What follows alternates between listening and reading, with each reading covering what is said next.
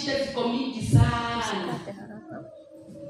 Huyo Yesu mnamsikia ambaye alikufa na akafufuka.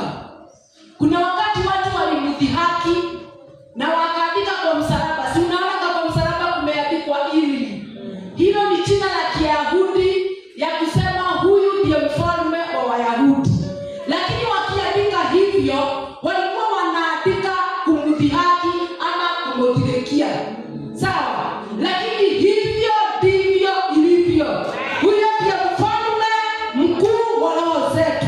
Na wakati umefikiriwa chini, unaona ni kama hautainuka tena, jina la Yesu ni ngome imara, mahali wenye haki wakijificha pale wanakuwa salama. Na ndio maana hatukuwa na uoga wa kusema, hata wakati tunapitia katika shida mingi, tunaambiaga watu hivi, katikati ya shida mingi, hapo ndipo ushuhuda unatokana. Usifikirie wale watu uliwaona juu walipitia njia tambarare, walipitia kwa mashida, wanakuta milima wanapanda, wanakuta vitu ambazo zinaweza wazuia kuenda, lakini wakifika pale watu wanaonaga hao watu wameshinda. Haleluya. Atataka los praise. Kuna mtu anaelewa Kikuyu? Ikiarumea mlembe, hapo nione. Au wewe huyo atasaidiwa na roho.